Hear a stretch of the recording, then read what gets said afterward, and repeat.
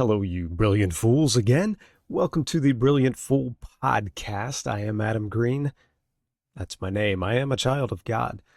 Um, but today we're going to continue on this aspect of other people not being alone. Um, and we're going to talk about it in the light of personnel and if you want to call it HR considerations or hiring or however you want to put it from there. It can take, there's a lot to it. It can take a long time to get through it all. We're going to try not to take a long time, but no super promises. There we go. So let's talk first of all about let me just give this to you. At brilliantfools.com, you can find the AAA Trust profile. That is, I think, a very good tool for kind of revealing to yourself what your tendencies are when it comes to trusting other people, which is a huge part of hiring. That plays so much into it. Because when I'm asking myself, what do I need for this role? I'm asking myself, what do I need to trust someone to do and to do well? Is it their ability? Is it their ability to actually get the task done? Is it their authenticity? Is it for them to be who they say they are, to have the integrity they need to have? Is it their not agreement, but acceptance of me, acceptance of the mission, acceptance of the vision that we have? And not just accepting it, but championing it and helping other people to go along with it. That can be different for each project. It can be different for each position that I hire for. And it can be different for each person. It can be different for me than it is for you in general, but it's just kind of to help reveal that. I've heard it called the 3 C's, sort of. It's a close correlation where you have competency, competency, chemistry, and character. Competency, character, chemistry. There you go. The 3 C's. What do you value most is where this AAA trust tendencies comes into play. Not that you value one above the other necessarily, or that you want to value one above the other. They're all important. But what is my tendency in that? Where do I most quickly trust somebody? When they show me they can do the job, okay, get it done, go. Or when they show me they have the integrity that I'm looking for, all right, good. So I know I can trust you with more things. Maybe they show that they're really bought into what I'm trying to do. And I've seen this play out with different people in different situations. So that's where this kind of was born out. However, there are some questions and processes to go through. And this is Technical Tuesday, so we're going to try to get technical with this. So let's talk first about when and what to hire for, and then understanding what hiring looks like as far as like an employee versus a contractor, outsourcing, insourcing, all that kind of stuff. Keeping up productivity among your employees and morale and things like that. And then we'll get into a little bit more of the other technical stuff such as benefits and legal. I am not going to give you any legal advice. I'm not going to give you accounting advice. I'm going to let you know maybe what I understand the law to say, but you got to get that advice for yourself. This is just educational purposes based on what I have experienced and what I've seen, what I've learned from others, what I've learned for myself, etc. So in general, when you hire and what you hire for, there tend to be 3 broad categories that you could put all these things into. You hire to replicate yourself, you hire to replace yourself, or you hire to reinvent yourself. And I just put them in 3 R's so we have a little bit of a easier way to understand those things, right? But replicate yourself or duplicate yourself is another way to put that. Replace yourself is what it is. And then reinvent yourself is kind of like, let's just get into those. It's not necessarily reinventing yourself, but because you need something new done. So first of all, replicating yourself, that's when I have too much to do, but I need someone else to do it too. So I got to make, 20 widgets. I only have capacity to make 12. I need someone else to help me make these widgets or do the same thing I'm doing. Um, excuse me, my voice is not great right now. Um, in that case, I think if I hire a full-time employee, then it's pretty easy for me to overstep bounds, to micromanage, to really get in there, and I want you to do things exactly the way I'm doing them, which is not always easy because even in the most basic commodity type situations, whether I'm producing a product or doing a service, it's rare that any two people do things exactly the same.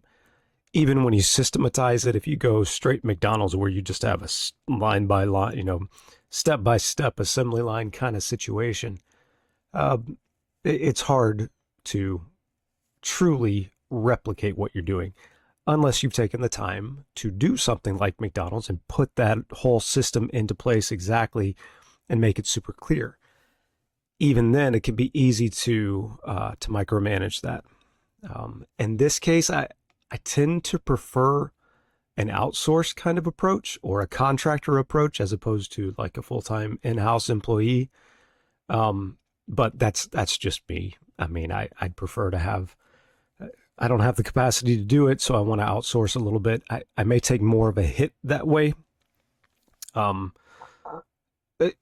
but each situation is going to be different. But that's kind of the replicating yourself.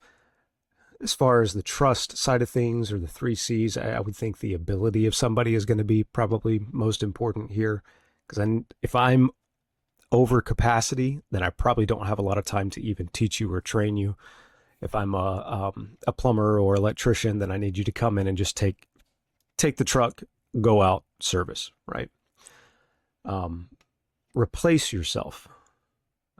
And by the way, replicating yourself can also be replicating another employee. And there may need to be some training going on there. That may be a longer term process. But you may have an employee that's doing what you want them to do. They're filling out tax returns the way you want them to fill out tax returns, but you need someone else doing it as well. So, because that employee is overburdened. So you bring someone else in and replicate that same position, but it's replicating. So replacing yourself, that's when you're starting to delegate tasks that you don't have the time to do or the capacity or a portion of that job. You need to do the beginnings of making the widget done. You need them to start preparing everything. You'll do the final assembly and shipping, that sort of thing. So you're replacing something that you're doing already or someone else's job. You want to replace them. That's easy to do or easy to have to do when you hire somebody, because you might lose somebody and then you'll have to replace them with somebody else. Replacing, I mean, it can also take a lot of training, so it can take a little while, but it can also go pretty quickly if you have the right person come into to place. If you find a good person, if you're a smaller operation and you find a good person, be careful of the tendency or the desire, the temptation, the temptation to put more on that person than should be on that person. Because they may be really good at a lot of things and you're like, man, I have found a gem here. So you keep putting more on them and more, and they take more and they take more, and they're hesitant to say no for whatever reason. Maybe they like doing it, but they don't understand their own capacity as much as they should. Maybe they're afraid to say no. There's many reasons this can happen, but it happens so often. You have a really good employee, and then they get overburdened and they end up, burning out, leaving at some point. This is especially an issue if they start training others and then other people see them as the one they're under rather than you or the organization itself. We'll talk a little bit more about that later, avoiding it being a person, but the overall mission instead. But just be careful about adding too much to one employee. If they are training others and others are attached to that employee, then when they leave, others might leave as well. It can be a hard situation. But then number three, in reinventing yourself. So you may want to hire someone to do something new, or so that you can do something new, or another one of your employees can do something new, something different. You can add capacity to them. If this is the case, my recommendation is either have a very clear direction on what that new thing is, especially if you're giving it to someone else. Be pretty clear as far as what needs to be done. Sometimes this can just be, hey, I don't have a digital marketing presence, and I'm bringing someone in to be the digital marketing employee, and they already know what they're doing. So as long as they have a pretty clear direction, a decent idea, they can get at it and go. And have a good idea of how long that may take. Because if I'm taking on something new, so I'm hiring somebody to do what I normally do, so that I can take on something different, I need to be realistic about how long it's going to take me to learn that, or especially if I have a different employee that's really good at stuff and they want to take on a new challenge, I got to have patience, right? Because they're going to be learning something new and doing something potentially very different that could take a little while. So I want to be careful about that. Let me adjust this here. So I guess the other way is to say it is maybe be willing to live in limbo for a little while until you figure it out, or until it's figured out one way or another. It's better if it's not super clear how to go, for me to take it myself, or for a good, trusted existing employee to take it themselves, rather than somebody brand new. Hey, come in and do this thing. We're not sure exactly what it's going to look like. That might be a situation where the trust in somebody's acceptance of the mission might need to be higher, or their authenticity might need to be higher, not just their ability, because the ability is going to have to come with time in that situation. So just think about that. Replicate, replace, reinvent. What are you hiring for? What situation are you hiring for? And being realistic about those timelines is important. And what it's going to take, resources that it may take to get there. Some are more than others, some are different.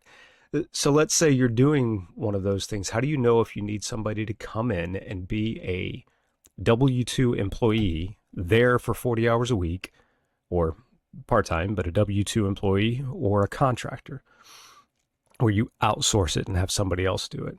How do you know if someone is that? In general, like a rule of thumb is the more control you have over someone, the more they are a W-2 employee. So the more is going to have to come out of your pocket.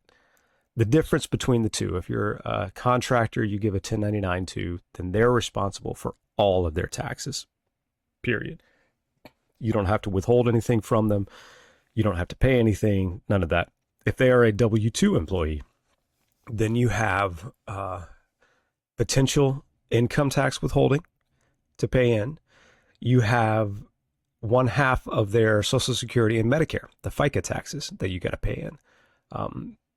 You have unemployment tax you can be subject to at both the federal and state, local levels. There may be other things as well, depending on your area that you're in, as far as what you need to take care of. But you have more responsibility on you strictly from a tax point of view, let alone other potential benefits depending on where you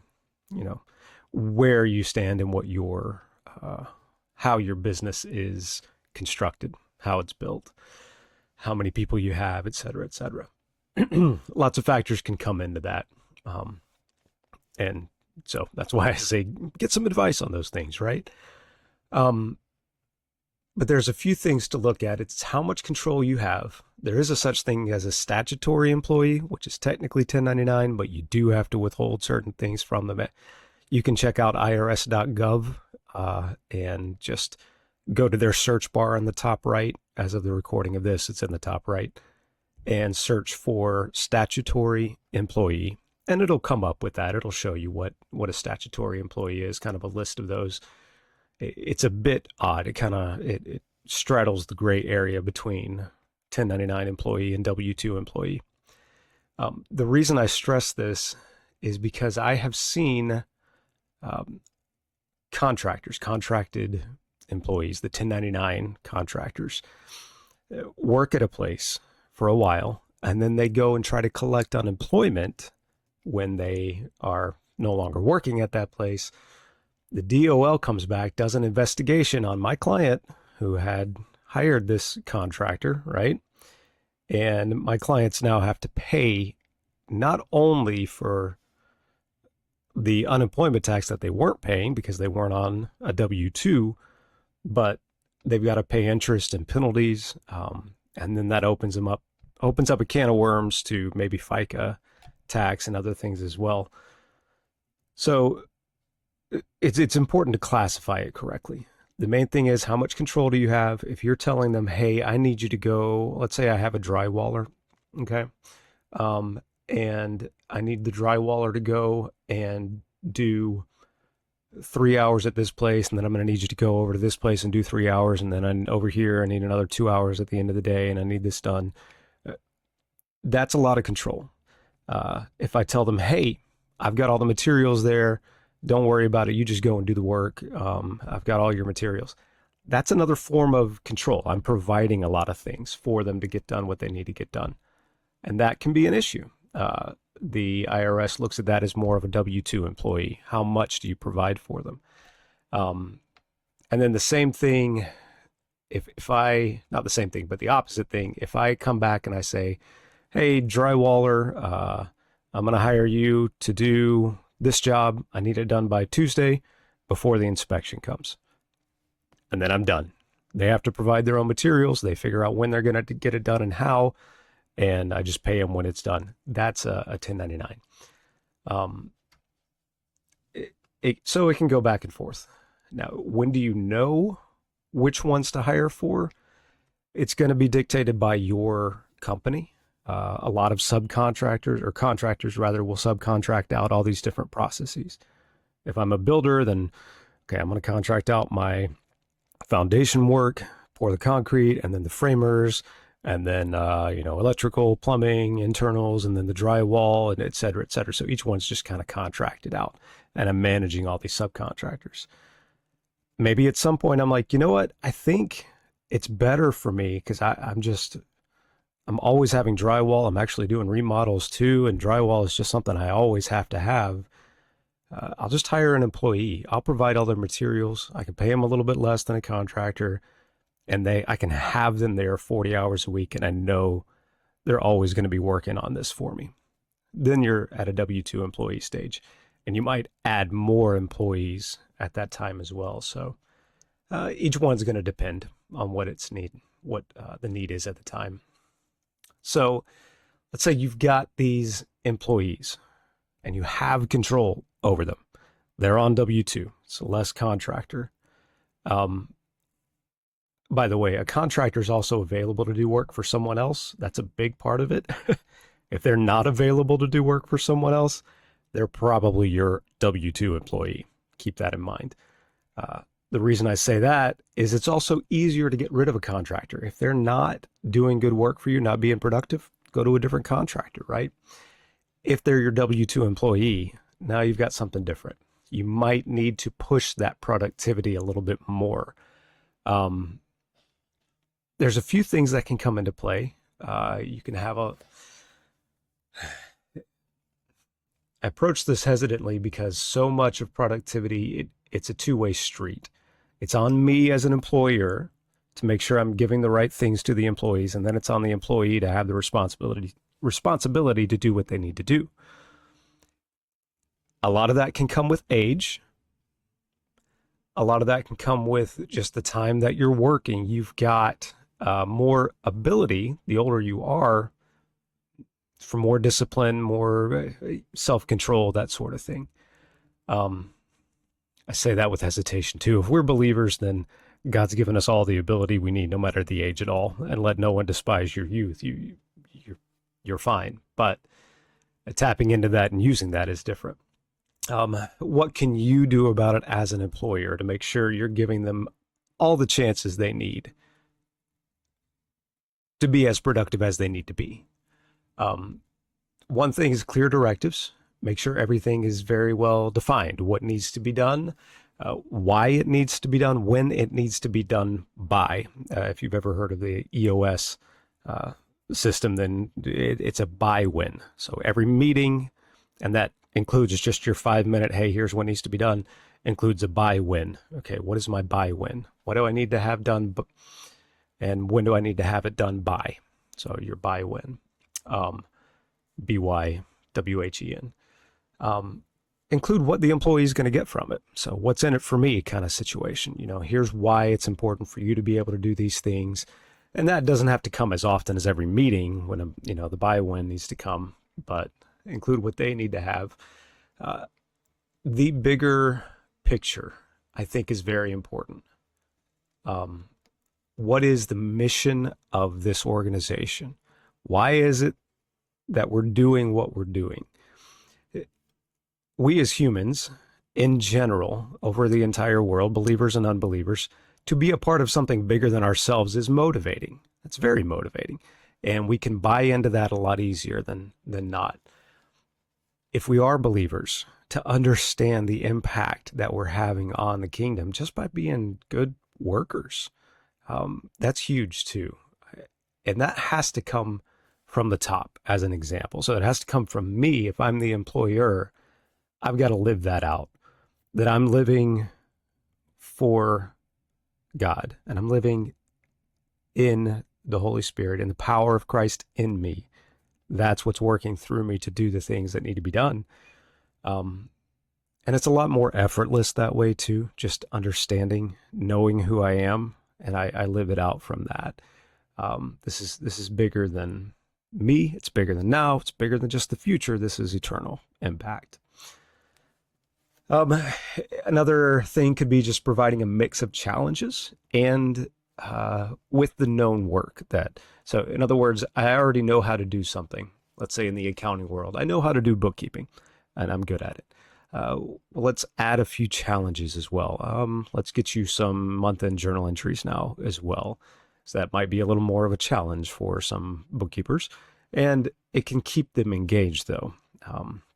Having that little bit of extra, it's like in school, to keep some of the, especially the smarter kids engaged, or this could be any class. One may be history, one may be math. Once a student gets it, there can be this disengagement. Oh, I've already done that. I already know that. This is just busy work. But then to be challenged a little bit along the way starts to engage the mind a little bit more and get some more buy-in. Not all people are like this. So identify it per person, how much they want to be challenged, because it can have the opposite effect. But just get to know people and you'll see it. If you have difficulty, like if changes are needing to be made and they're challenging, but you're having difficulty with the buy-in, you can try, I call it the 6-week method, because I have family who's, actually have multiple family members who are pastors, but one in particular had a friend in the region who, a pastor friend in the region, and their church was known for being able to implement changes well. And if you know anything about churches and changes, that can be a hard thing to do. I mean, there's a lot of pushback because there's a lot of people usually in those churches, but they were able to implement changes all the time. And when asked, how are you able to do this? That pastor said, we just tell our congregation, we're going to try this for 6 weeks. If it doesn't work, we'll go back. And then there's rarely any hesitancy at that point, because people think, man, I could try that for 6 weeks. You don't have to do 6 weeks. You just set a time period.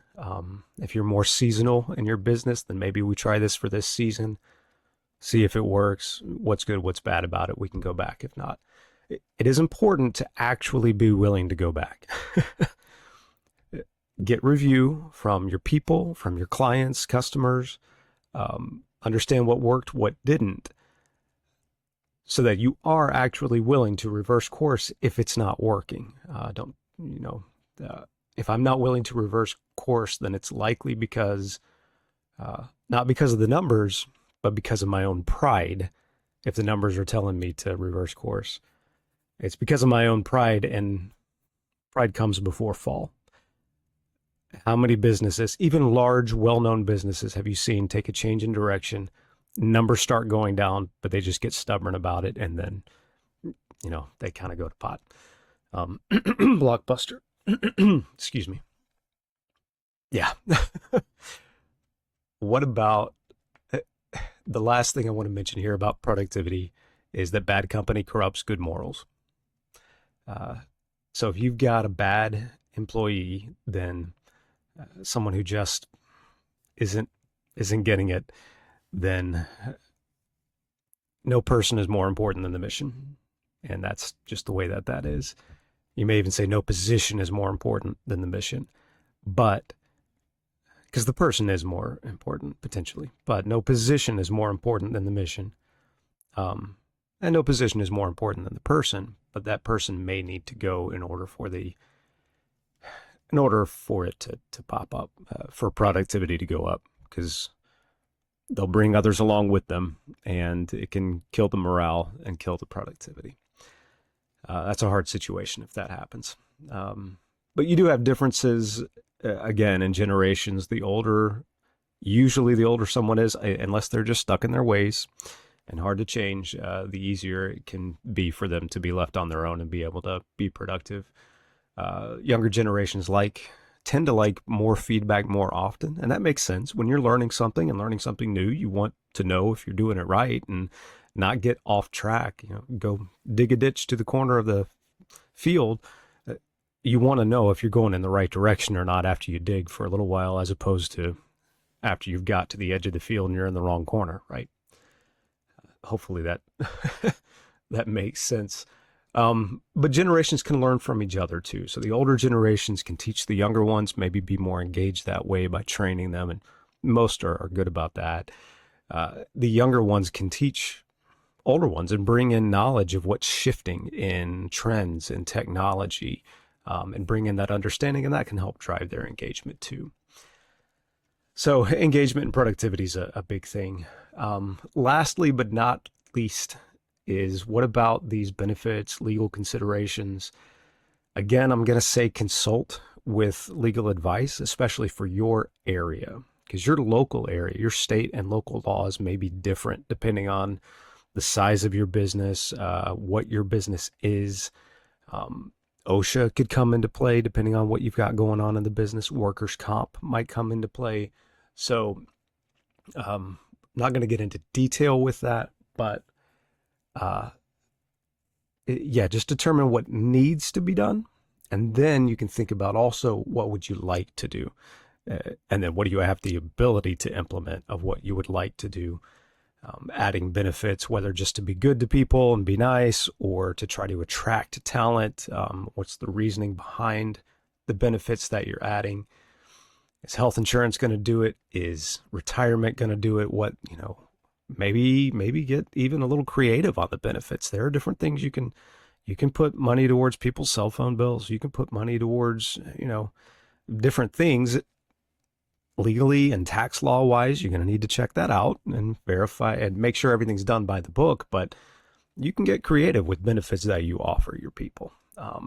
You can offer them lunch. You can have a company, the company provide lunch. It depends on what's going on in your company and how it needs to be implemented. So think outside the box on that for your benefits.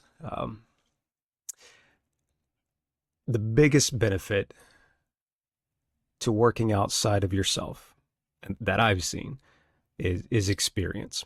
So I'm in my 40s. I've got 20 plus years of experience, but if I want to double that, have 40 years of experience, if I want to have 60 years of experience, especially like 60 years of experience, that's older than I am. The only way I can do that is to bring in other people that have the experience, additional experience to me. But even then, if I hire somebody with no experience, then every day of experience they get is an additional day to my day of experience, right? The what do you call it? Adverse of that or whatever is also true, which is if they leave me, then they leave with that experience. But so also important to create a good culture. I say create a good culture. Look, ultimately Christ is going to create the culture. And the effort that I need to involve myself in is spending time with him and abiding in him. And those fruits will come. It'll come out of me. And that will translate to everybody that I have influence over, including in my business. And it'll translate to my business. And there are amazing things that I've seen happen because of that. Just wonderful, amazing things. And yet, sometimes it's the hardest thing to do, to just slow down and rest and enjoy time in the Spirit. But that's the most important thing I can do. That's the most important consideration, the most important practical, even consideration of running my business and leading my people well, is that I spend time with the one who does it better than anyone else. And his Holy Spirit is in me, and Christ is at work in me, guiding me. Christ is at work in you, guiding you in all of this. And the more you understand that and buy into that and believe that, and then spend time just dwelling with him and walking with him, taking on that easy yoke, that light burden of his, the more we see those fruits, and it permeates everything. I hope this has been good and not too, out there, but I appreciate your time. If you've made it all the way this far, again, check out brilliantfools.com for that AAA trust assessment. If you want to see where you lie, it's free. You might need to give an email, but I don't have a newsletter or anything for you to subscribe to at this point. I don't know if that's something that's demanded later, then, if people want it, I can do that. But at this point, I don't want to add to your your burdens as an entrepreneur and business owner that you already have. Take that time that you would spend reading a newsletter from me and spend it with Christ. Go with God and just enjoy him fully. All right. Thanks.